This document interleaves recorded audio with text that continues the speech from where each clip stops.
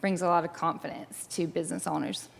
Yeah, absolutely. Now, you are the restaurant owner here, and you are open, but you're open at 50% capacity. So just, talk to us about how business is going, how that capacity has, helped or hurt you. Like, where are you right now? How are things going? We've had to get real creative. We've had to steward our finances and that type of thing well. We've cut, like I said, our employees. We have not been able to bring everyone back. I would say we're probably down 50 to 60%. We are open only because of the generosity of this community, the generosity of other business owners who have supported us is why we've been able to keep our doors open. Thank you so much for sharing tonight. Now, North Carolina, we are roughly 166 days into the shutdown. Dan Forrest just released a digital ad highlighting where North Carolina stands in relation to other states reopening. Let's watch it. I'm Dan Forrest, candidate for governor. 49 states have reopened playgrounds, not North Carolina. 48 states have reopened gyms, not here. 45 states have reopened bowling alleys, not our state. 44 states have reopened movie theaters. North Carolina is not one of them. North Carolina is the most restricted state in the country. Ask Governor Cooper, is it science or politics? All right, I want to bring in Ashley Denton, a gym owner from Wake County. Welcome, Ashley. Thank you so much for being here. Thank you for having me. Now, just talk to us. You're a gym owner. You've walked through these days. You're expected to open phase 2, but didn't. And so just talk to the people of North Carolina about what this has been like for you. It's been terrifying at times. It's been infuriating. I became a business owner when I was laid off of a job probably close to 12 years ago. At that point, I made the decision that I was going to own my own business so I could be in better control of my future. And so to have my right taken away from me completely, at no fault of my own, has been very difficult. It's been very scary. And like you said, I was expected to open in phase 2. I actually initially thought we'd be phase 1 possibly because that was Trump's order of events. And then Cooper decided that we would be phase 2. Phase 2 has never come. That's true. That is true. We are still not fully into phase 2. You bring up a really good point. We are in phase 2, but phase 2.5 or whatever it is. So, you're not alone. There is a huge, coalition of gym owners, as I would call them, that has really rised up, through this. Talk to North Carolina. They may not realize that. Talk to North Carolinians about what, gym owners are feeling and talking about right now. Well, I think one of the most frustrating parts is we have felt alone in this. And Dan Forrest has come to many of us, has spoken with many of us. He gave me a phone call. He came and visited my gym. He has offered support. He's guaranteed us that he's fought for us. He has been fighting for us. And none of that has come from the Cooper administration. As a matter of fact, when in one of Cooper's most recent conversations where he prolonged opening of our phase again, he skipped right over addressing us. He didn't even address us or bar owners. He skipped over us as we didn't even exist as people, as anyone who was trying to make a living. And to not be seen and to not be heard and to be treated like we don't matter, that is it's very frustrating. And a lot of people may think that see some gyms open on exemptions, the executive order. They may see some gyms open from the medical exemption from our Attorney General, from North Carolina Attorney General. But what I want to say is there is a very big difference in, as a gym, being able to just survive and being able to have the opportunity to thrive. Yeah, absolutely. There is a huge difference between surviving and thriving. It sounds like both of you guys are really trying hard to survive, just like so many small business owners. Now, as Dan Forrest pointed out in that video, we are one of the last states to fully reopen. We are even behind New York, right? Which is shocking when you really think about it. what does this say about Governor Cooper and what I would perceive to be his lack of trust for business owners to keep their customers safe? I have talked to many business owners over the past couple of months since this all happened, and not one of them, has this desire to open up and just expose people, to something unsafe. They have all had plans to put safety measures in place, to keep their places clean, and the frustration has been is they don't feel like Governor Cooper trusts them to keep customers safe. Do you have anything to say about that? Yes, well, I think one of the first things is Governor Cooper has not been paying attention to the statistics of gyms who have opened within our country. There's been 49.4 million check-ins, and out of that 49.4 million check-ins, 1,155 of those check-ins have later been COVID positive. That is 0.002% of the 49.4 million check-ins in the gym that have later been COVID positive. So this doesn't even mean they've checked into the gym and had COVID. It means later they realize they had COVID. I think it means he doesn't trust us to be innovative. I think it means he thinks this is the first time we've ever had to deal with trying to keep our clients safe. And like you said, it's frustrating, and when our support mostly right now is coming from communities keeping us open. Yeah, absolutely. I would totally agree. Grab your Yes. mic. So is there anything you want to say, Dusty, as we head on? No, I just, I just think having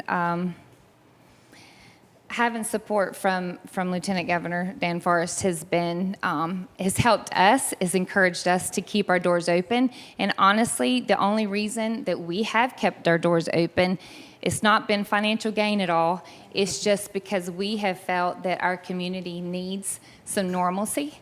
And it's not just, yes, keeping things clean and safe is so important, but also just for people to have purpose. Right. I mean, the importance of a gym, it's a lifeline for a lot of people. Coming and dining together and that type of human interaction, the human spirit, we need this.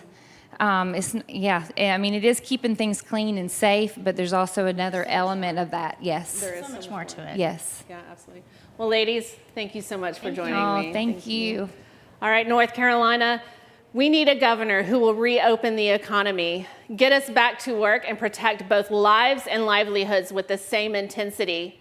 Many of our businesses are hanging on to a hope and a prayer that change will come in November. You can make that happen. So from your phone, I want you to text Dan to 22525 or go to danforest.com right now and contribute any amount. While you're doing that, don't go anywhere. We are just getting started.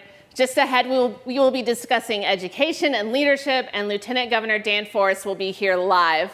But first, welcome our good friend, singer-songwriter, John Rich. Hey folks, it's John Rich.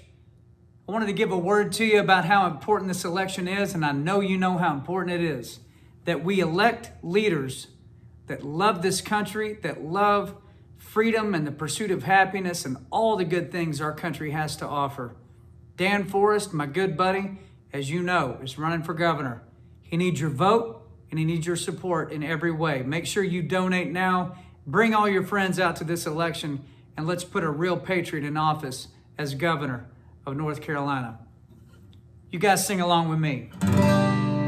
God bless America, land that I love. Stand beside her and guide her through the night with the light from above. From the mountain to the prairie,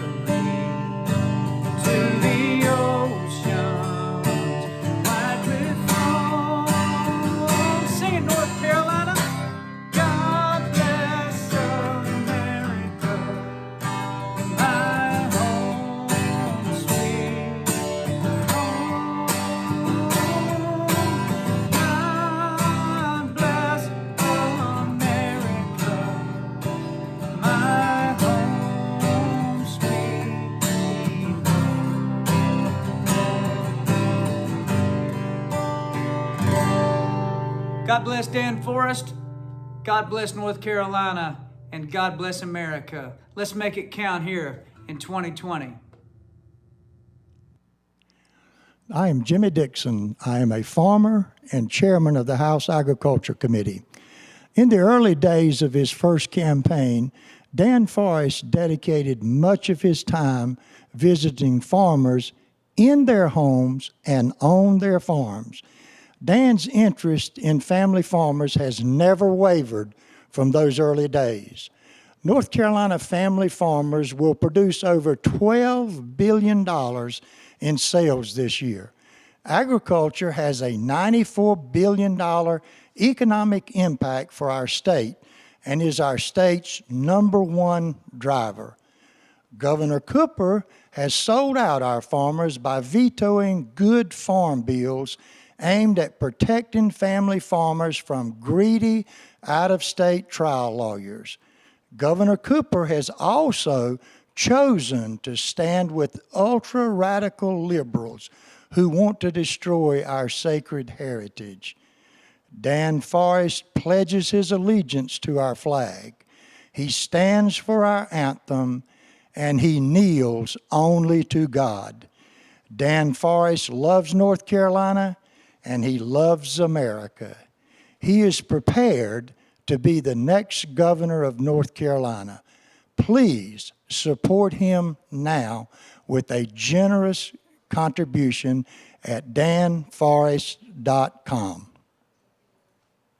From Catawba County, Dan, you got my vote. Hey, I'm Carlos. I'm from Catawba County. Dan, you have my vote. Run, Forrest, run. Run, Forrest, run. Dan, you got our vote. Dan Forrest, you have our vote because we need to go back to school. Run, Forrest, run! My name's Dwayne Vestal. This is my wife, Bonnie. And Dan Forrest, you've got our vote. Go make it happen. We're Haley and Jerry, and we're from Wayne County, and Dan Forrest, you have our vote. My name is AJ Carathanassis. I live in Wake County, and I'm here to support Dan Forrest. Run, Forrest, run. Run, Forrest, run. Run, Forrest, run! Schools should be open because closed schools don't work for working families. If it's safe for our children to attend day camps, learning centers, and daycares, then it's safe for our children to attend school. I'm Dan Forrest. When I'm governor, no parent will have to choose between their job and their child's education. Parents should be able to decide if they want their kid in school full-time. I'll make sure all parents are given that choice.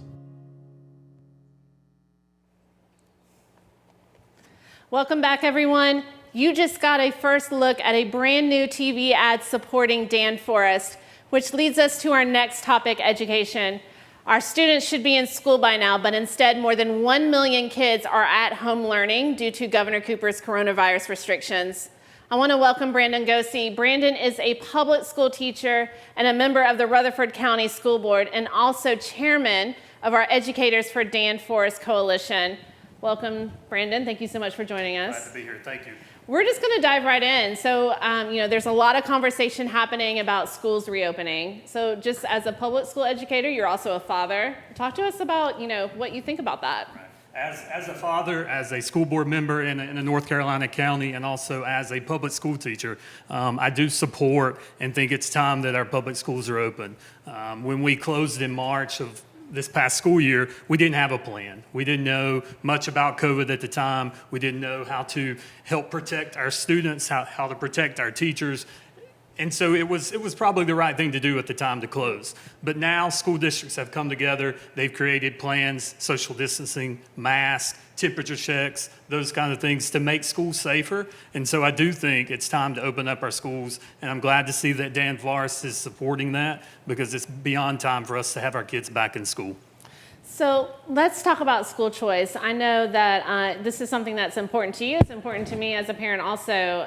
Just talk to North Carolina about school choice and how it affects you personally and Dan Forrest's stance on it. So as a parent, I have a 6-year-old son named Jackson who attends a private Christian school in Rutherford County who is the benefactor of an opportunity scholarship. So it's troubling to see that Roy Cooper says those aren't needed anymore, and that's a good place to cut budgets. So many children dependent upon that, and so I'm glad to see that Dan Forrest says that our education, your child's education, should not be defined by your zip code, and that just like everybody else, we should all have an opportunity for our child to go to school where it's best for them, and it should be a parent's decision. Absolutely. So you are a special needs educator. Dan Forrest has been outspoken about the need for children with special needs and IEPs to get in classroom instruction. We're going to watch this brand new video. I'm Dan Forrest. All students benefit from being in the classroom, but for children with special needs, schools are a lifeline. In school, these kids get the services, therapies, and individual attention they need. For these children, virtual learning means they get virtually nothing. Closed schools don't work for working families. They don't work for students, but they're devastating for children with special needs. Did Governor Cooper even give them a thought? I'm Dan Forrest. When I'm governor, we'll protect the vulnerable and reopen the schools.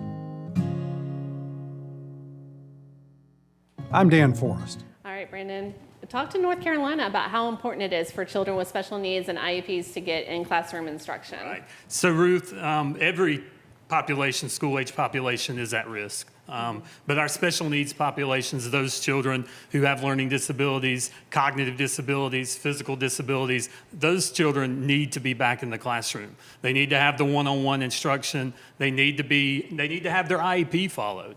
Lack of regression is real.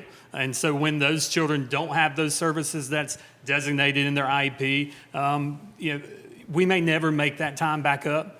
Those children that have gone without those services due to the COVID virus and due to the restrictions of schools being closed and not open, their educational progress is at risk. And that's something for the future generations that we cannot keep in mind, and that we can just look beyond and say that's not important. So it's time that every child be in school, but as an EC teacher, it's definitely time for those children to be in school so they can get their EC time, they can get their related services, speech, physical therapy, occupational therapy, those services that their lives depend on. And so it's time we open our schools. I'm thankful that Dan Forrest continues to support that mission and that cause, and I'm ready to continue to work for him and open up our schools. Thank you so much for being with us tonight, Brandon. Thank you. We appreciate it. North Carolina needs a governor who will put our students first. Dan Forrest is a leader who will get our children back in school, who will make sure every family has the opportunity to choose the school that works for their child. He believes every child deserves an excellent education and that your zip code shouldn't dictate the quality of the education you receive. As Dan Forrest said in the TV ad, closed schools do not work for working families. Children can be back at school as early as January, but it all depends on who we elect as governor in this election, and we need your help to cross the finish line. Now take a moment to head over to danforrest.com or text Dan to 22525 and make your contribution. Your $5, $10, $25 or more will make an impact in this election. The ticker you are seeing across the screen are names of North Carolinians who have given to this effort. It's not too late to be part of it. As you're giving, let's watch our next video. I've been tremendously impressed with his integrity, his kindness, but his concern for the people of North Carolina. Dan, you've got my vote. He is a big Second Amendment proponent. He is a Christian. He has all the values in North Carolina that we approve of.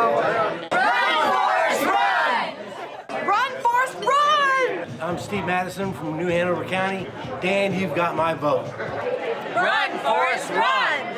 Run, Forrest, run! Run, Forrest, run! Run, Forrest, run! Run, Forrest, run! Hi, I'm Patty Kersey, Chuan County. Dan, you have my vote. Run, Forrest, run! Run, Forrest, run! I'm Dan Forrest. Leadership is hard work. I started my architecture career as an intern and worked hard to become office president and partner of the state's largest architectural firm. As governor, I'll work just as hard to rebuild our economy, restore hope and opportunity, and get our people back to work. I'm Dan Forrest, and when I'm governor, I'll work hard for you. Welcome back, North Carolina. During times of crisis, leadership matters more than ever. That's why the leadership crisis we face in this state is so devastating. We need a leader in the governor's mansion. And governors across the country agree that we need Dan Forest. Watch this. Hello, everyone. I'm Doug Ducey, Governor of Arizona and Vice Chairman of the Republican Governors Association. We're long overdue to reestablish conservative leadership in the North Carolina Governor's Office. And I know that Dan Forest is the right leader for this critical time. Thank you, and run, Forest, run. I am Tate Reeves, Governor of the great state of Mississippi, and it is my pleasure to come to you and ask you to support Dan Forest for Governor of North Carolina. Hi, everybody. I'm Christine Elm. I'm the Governor of South Dakota, and I would love it if you would step up and help Dan out with some dollars for his campaign. So please do what you can to get him the resources he needs to tell people about the differences between what he would do as governor and what you're currently living with. It will make all the difference in the world for the next generation. I'm Texas Governor Greg Abbott. We have a chance to restore Republican values in North Carolina by electing Dan Forest as governor. This is going to be a close race, and your support could make the difference. I'm Henry McMaster, Governor of South Carolina. I'm proud to be a friend and supporter of Dan Forest. I don't see enough of Dan, so we got his niece to come work for us in the governor's office in Columbia. I want to get Dan working for you in the governor's office of North Carolina. You know, Dan is going to bring a sense of business. He's going to bring a sense of how to reopen safely. He's going to know how to do all that. You look at Cooper and he's what not to do. All right, North Carolina Republican Party Chairman Michael Whatley is joining me. It is so nice to see you. Thank you so much for being here. Absolutely happy to be here. You know that being a good governor means being a leader, and it's so important for us to have a leader in the governor's mansion, and Dan is absolutely that guy. Absolutely. Now, you travel this state as Dan does, and our campaign does. We're traveling the state. We run into each other time to time. Talk to us and talk to the people of North Carolina a little bit about what you're seeing across the state and what people are experiencing. Yeah, you know, what we're seeing across the state is enthusiasm is through the roof. Excitement for Dan Forest and the governor, excitement for Donald Trump to be president. The North Carolina people realize this is not as much a COVID crisis as it is a leadership crisis. They want leadership coming out of the governor's mansion. They want to know what's going on. What we're not seeing is Governor Cooper. We were in Charlotte. He has not been there. We were in Hendersonville. He was not there. We're in Durham. He's not been there. Wilmington, he's not been there. We're not seeing signs. We're not seeing enthusiasm for him anywhere we go, but we can't even stop on the streets, fill up our gas cans, and people are coming up to us and talking about Dan Forest and how excited they are to get him into the governor's mansion. Man, I want to take this moment for you to just address North Carolina. What would you say to the people of North Carolina right now? You know, what I would say is this, that we do need a leader in the governor's mansion. We need a leader with North Carolina values. There's a reason that all of these other governors have endorsed Dan Forest, because they're leaders in their own right, and they see it in him. There's a reason that President Trump has endorsed Dan, because he's a leader, and he knows that Dan will be the leader that we need in North Carolina. I couldn't have said it better. Thank you so much for joining us tonight. Carolina's 5th Congressional District. I'm proud to support Dan Forest for governor. He is the proven conservative leader we need to rebuild our state's economy and get North Carolina back to work. I'm Ted Budd, and I'm here to support my friend Dan Forest. Dan Forest believes in the people of North Carolina, and that's why he's running. I hope you'll join me in supporting Dan Forest for governor. Hi, this is Congressman Richard Hudson. In Congress, I've been proud to work with President Donald Trump to improve our economy, support our military, and respond to some of the most challenging times our country's faced. We've made a lot of progress, but I can't imagine how much more we could accomplish for our state with a strong conservative in the governor's mansion. So today I'm asking all of you to do all you can to support my friend, Dan Forest, for governor. Dan's a fellow UNC Charlotte 49er. He's a man of faith, and he loves his family. And he has proven that he can lead, providing strong conservative leadership as North Carolina's lieutenant governor. With all the challenges facing our state, we need a governor who will support workers and small businesses, have the backs of law enforcement, safely reopen our schools, and help rebuild our economy. What do we say, Lane? 1, Dan Forest won. Hello, friends. This is Patrick McHenry here. Dan represents the values that North Carolinians hold dear. We need to return North Carolina to prosperity, and Dan is the one who can do it. Do everything you can to make sure that Dan is elected governor this November. Thanks so much, and God bless. Hello, friends. Congressman Mark Walker here. This week at the convention, you've heard time and time again about how important this election is. Please go to danforest.com/donate right now and contribute what you can to Dan's campaign. Thank you and God bless. All right, North Carolina, I am with Representative Dan Bishop. Congressman, you represent North Carolina's 9th District in Washington, D.C., and you are here tonight on behalf of the congressional delegation that is endorsing Dan Forest for governor. We just watched the video. I'm going to give you an opportunity to address it live. Why do you endorse Dan Forest for governor? Well, you know, Ruth, I've come from my home in Charlotte tonight. I'd go anywhere for Dan Forest. He and I were close friends when I was in the General Assembly in Raleigh. He presided over the Senate where I served. And Dan just has deep-seated convictions. He has the courage of his convictions, and he accompanies that with a gentleness of spirit. He is a natural leader. And during the times that were difficult in Raleigh, and when we were fighting over issues that were important for the moment, the issues as they came along, in the presiding chair, when I was hesitant to move forward, I would see Dan up there. He would exchange a glance with me, and it would give me the courage. He would encourage me. As you know, that word means give courage. And he just did that for me. Yeah, so you just mentioned you did serve in the General Assembly, you know, with Dan Forest, who presided over the Senate. So I feel like that gives you a unique perspective on the challenges we face as a state. I mean, you have firsthand knowledge. I mean, you just, entered Congress just in this last election. So just talk to North Carolina about the challenges we face as a state and how much we need Dan Forest for governor. Well, I can say that for certain. So I went to the General Assembly in 2014. 2016, I was elected to the state Senate, was reelected in 2018 before running in a special election last September for Congress. And so I know, because I was working on budgets and so forth, that when Roy Cooper was elected governor, we entered a period where for a period of time, we had until, for the first 2 years, we had supermajorities in the General Assembly. We could make progress on issues of importance to North Carolina, but since 2018, the governor's had, we've lost veto-proof majorities, and he has had a record of obstruction ever since then. So he has kept budgets from passing. He's kept teacher pay raises from passing. And since the COVID pandemic has come along, he's exercised sort of a go-it-alone, grab power, arbitrary type impositions on businesses in which he's sort of encouraged people to give up, give in, rather than lead people to move forward. And that's what Dan Forest would do differently, I'm convinced. Congressman, I honestly could not have said it better myself. Thank you so much for joining us tonight. Thank you, Reed. Madison Cawthorn, running for Congress in North Carolina's 11th District, couldn't be with us tonight, but he sent this video. I want you to watch it. Hello everyone, Madison Cawthorn here. I wanted to make a quick video and tell you all about my dear friend Dan Forest.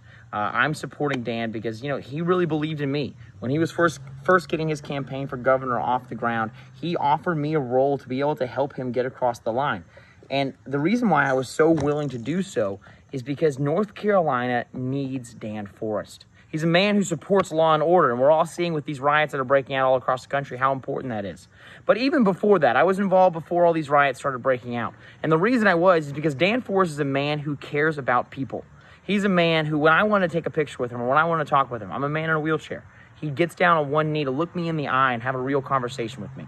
We need to support him because he's the only person who can take us into the future and lead us to a brighter future than we've ever had. So that's why I'm supporting Dan Forest, and we need to do it too. While Dan Forest was busy making a difference for people here in North Carolina in the midst of the coronavirus lockdowns, where was Roy Cooper, his opponent? He was out in California trying to run some fundraiser. That's because Roy Cooper only cares about his donors out in Silicon Valley, whereas Dan Forest cares about each and every single one of us, dining room politics here in North Carolina. So Dan, I can't wait to get you across that finish line. I know myself and many others are going to go to your website right now, danforest.com, and make a donation to you. I look forward to celebrating your victory, my friend. Thanks, Dan.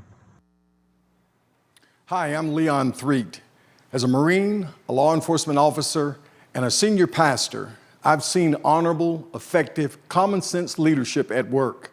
I believe Dan Forest is such a leader. It is that kind of leader that North Carolina will certainly need to move our economy to full recovery, fully reopen our schools, and to help our state move beyond this oppressive shutdown.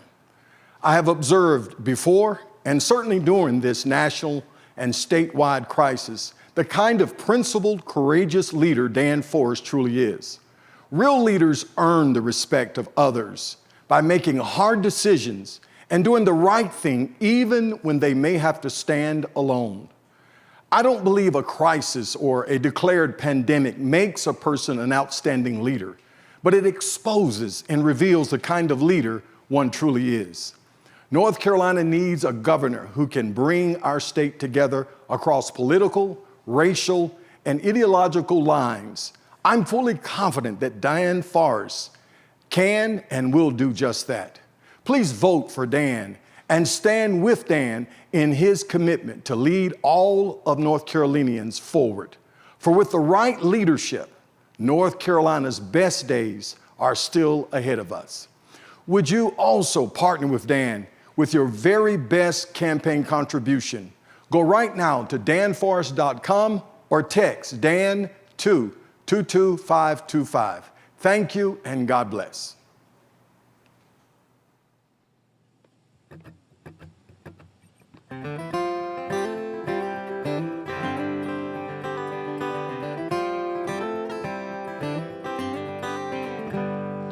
Grandpa was an ordinary farmer. He never had a lot to call his own. He taught my dad that working hard and standing firm in who you are. Never forget the one who gave it all. My faith won't bend and it won't break. No one will take that away. My family stands by the way that we were raised. We will always defend the brave men who keep us safe. Stand for freedom, family, and faith. Daddy taught me how to live the honest way. Mama taught me how to bow my head and pray. Loving others more than me was the only way to be. The best examples were in front of me.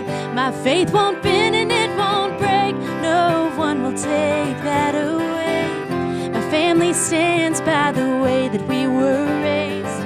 We will always defend the brave men who keep us safe.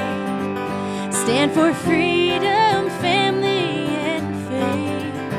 When I have a family of my own, I want to pass these lessons on. Maybe they will be the ones who change it all. They won't bend and they won't break. No one will take that away. They will stand by the way that they were raised. And they will always defend the brave men who keep them safe. Stand for freedom, family, and faith. Stand for freedom, family, and faith. Ooh, ooh.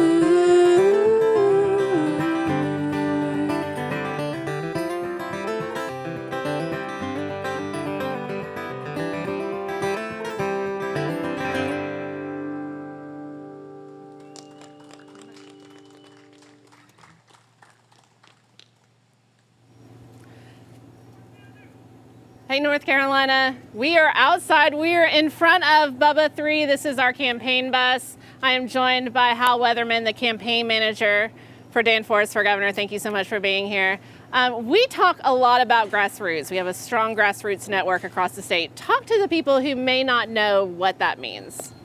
Grassroots is the backbone of any successful campaign, and Dan Forest has methodically, over the last 8, really 9 years, invested his time, his money, his effort, traveling the state, building personal relationships with people in all 100 counties.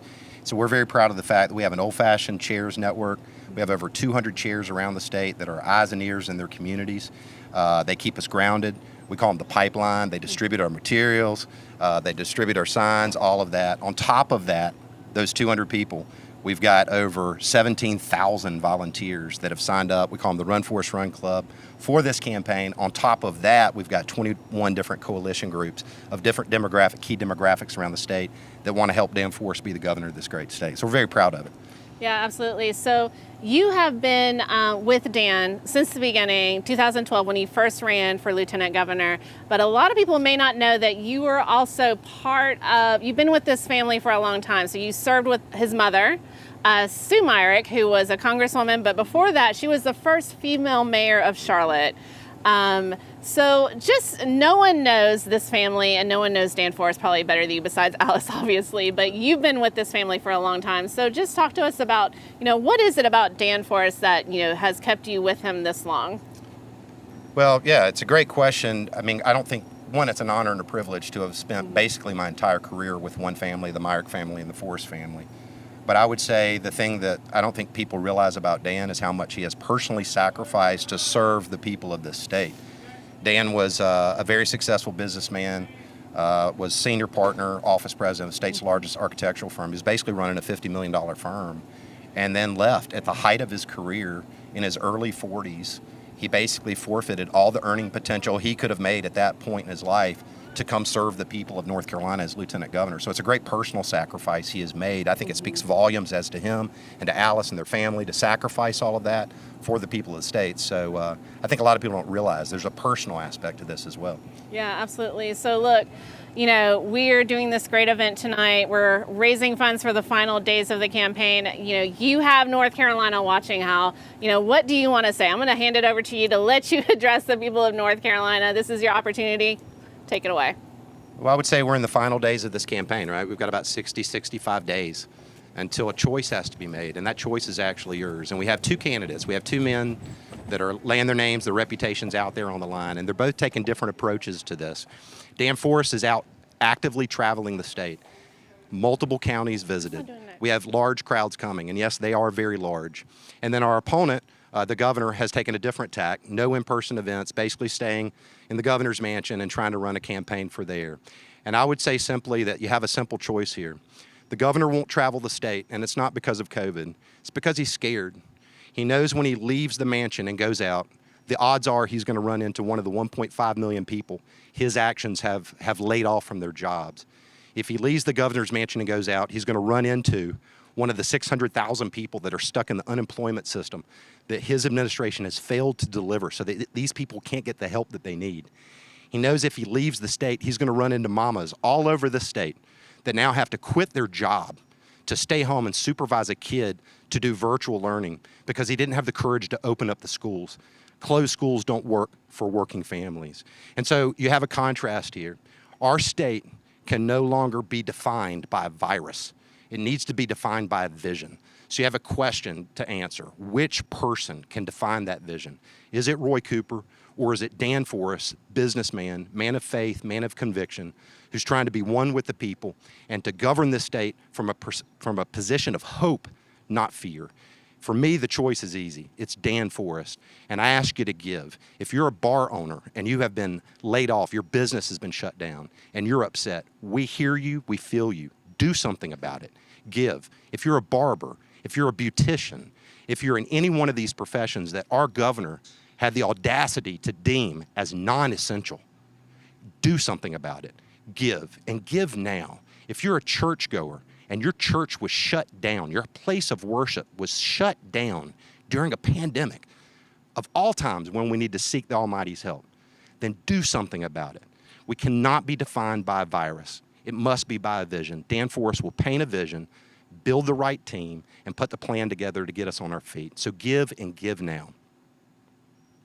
Over 1 million unemployed and our state in crisis. It's time for change. A bold new choice for Governor Dan Forest. Dan Forest is a business leader, architect, and former partner in the state's largest architectural firm. Dan Forest will rebuild our economy, create opportunity for those who need it most, and protect our most vulnerable. Dan Forest will provide leadership, unity, and hope for our state. North Carolina needs Dan Forest for governor. Welcome back, everyone. Thanks to all of you who have spent the evening with us tonight. You just watched the first TV commercial our campaign released in July. That was $1 million investment, and your contributions are what made it all possible. If you've given tonight, thank you. You can still do so as we head into our final segment. And now I'm here for the reason we are all here. Help me welcome Lieutenant Governor Dan Forest and his wife, Alice. Thank you so much for being here. Thank you, Ruth. This is great. This is actually a lot of fun. This has been a lot of fun. This has been a great night. So I'm just going to dive right in, Lieutenant Governor. You know, we've talked a lot tonight about some of the big issues facing North Carolina. You left your architectural career at its peak to serve the people of our state. Why do you do what you do? What drives you?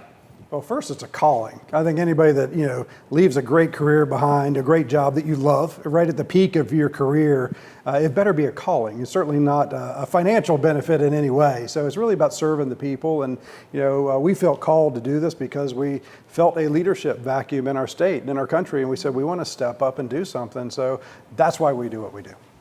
You know, we heard from Alice earlier in the program, and she spoke about what she sees in you that would make a great governor. So now I want to kind of turn the tables. I'm going to ask the same question. I want you to talk to North Carolina about what qualities in Alice do you see that would make her a great First Lady of North Carolina? Well, first, it was good that you were nice to me, because this is my turn now.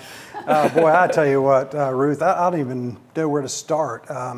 First, she's the most sensitive and compassionate person that I've ever met. I've never met anybody that loves people the way that Alice loves people. I'll give you just an example from yesterday. We get up yesterday and she said, you know what, there was this guy that was calling our office and he was having a hard time with unemployment and he couldn't get through to the unemployment lines, and he's older and his wife had to have surgery, and so they basically weren't eating. They didn't have any food. And she said, come on, we're going to Shelby, or to Rutherford County rather. And we're going on a road trip, 4 hours out there, 4 hours back to take food to this couple. That's the kind of thing that she does all the time. Listen, I would like to think that I'd be the one getting up and driving 8 hours in a day to take somebody groceries, but that's just the way she is, and that's the way she operates. She'll make an awesome First Lady for this state for that reason alone, but she's got so many other qualities. She's brilliant, she's beautiful, she's compassionate, she's passionate at the same time, and she's has this gift of hospitality, of just opening our home and inviting people in, and there's just no end to it. So, she's my best friend. And so we love spending time together and hanging out.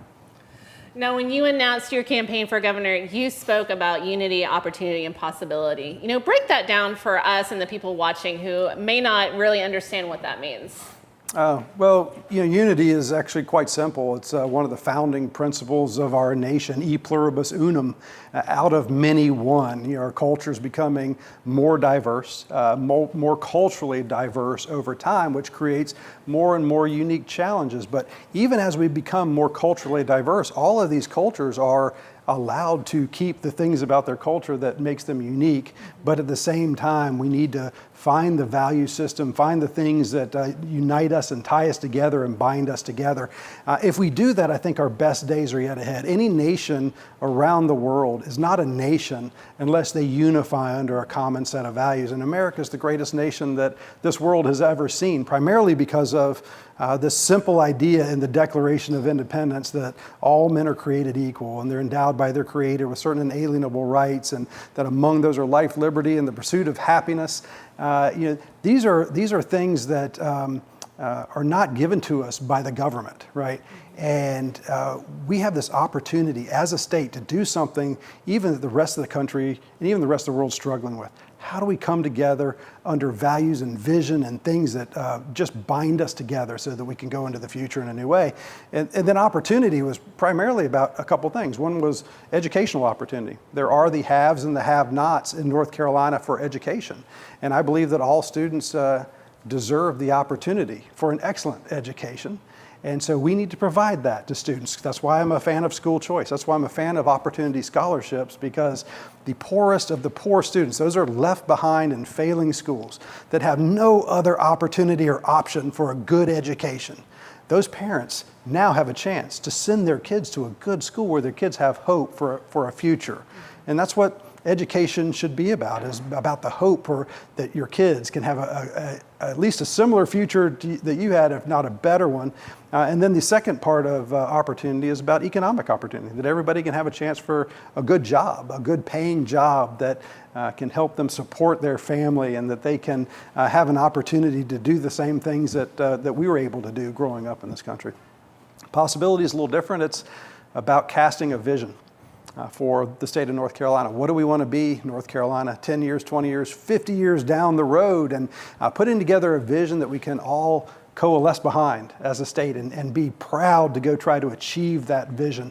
I think when we do that, I really do think our best days are yet ahead. Put together a vision, put together a team, put together a plan, and go do it and make something for our future as a state.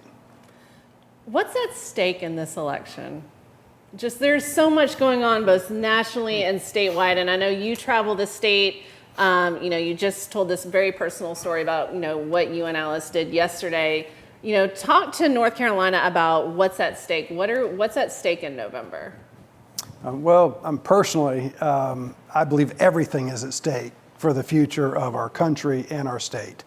I think this decision we make in November just cuts to the heart of freedom, cuts to the heart of the values of the state. Like I said, that Declaration of Independence, that all men are created equal and endowed for life, liberty, and the pursuit of happiness. That's ultimately what is at stake right here. We have factions in our country that are pushing communism. You hear this Marxist revolution. Marxism is communism. It just doesn't work for the people. It works for the Marxists that create it, for the disruptors. They make the rules, and the rules always benefit them. But it doesn't benefit the people. The people suffer. So if you're talking about communist Cuba, why do people escape communist Cuba? Why do they tear their houses down to build boats for a slim chance of making it across the ocean? What happened in communist socialist Venezuela? Within 20 years, one of the most prosperous countries that the world had seen fell apart. People were eating their animals for dinner because they had no food on their table. That's the promise of socialism. It's empty. It's nothingness. We can go around the world and we can look at people trying to escape socialist and communist countries to try to come to America. Hundreds of millions of people trying to come here. Why? Ultimately, it's about freedom, opportunity, and hope for a future. And that's what's at stake right now. That's what's on the line. Lieutenant Governor, Miss Alice, thank you so much for being with us tonight. We appreciate it. Thank you. All right, friends, you have just heard what's at stake in this election. We need a leader in the governor's mansion, a leader who will uphold law and order, protect life, and represent North Carolina values. We need a businessman who will rebuild our economy and open up the state.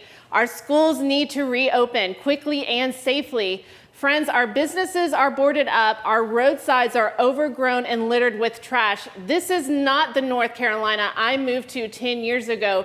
We need a change this November, and we need Dan Forest for governor.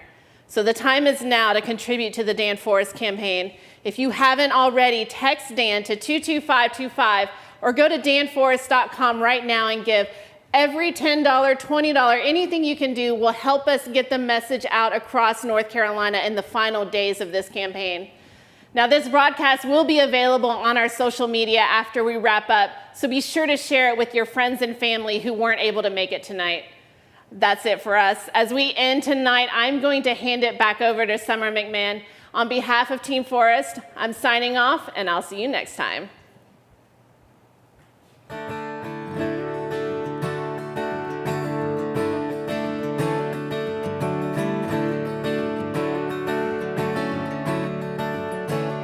She grew up on the side of the road where the church bells ring and strong love grows. She grew up good, she grew up slow, like American honey. steady as a preacher, free as a weed. Couldn't wait to get going, but wasn't quite ready to leave. So innocent, so pure and sweet, American honey.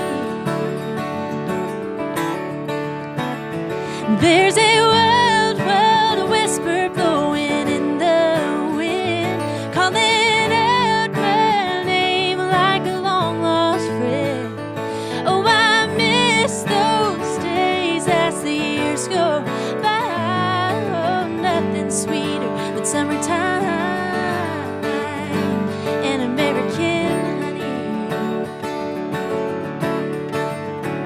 Get caught in the race of this crazy life, trying to be everything could make you lose your mind. I just wanna go back in time to American honey. There's a wild, wild whisper blowing in the wind, calling out my name like a long lost friend. Oh, I miss those days as the years go by. Oh, nothing sweeter than summertime and American honey. Gone for so long now, I gotta get back to her somehow, to American honey.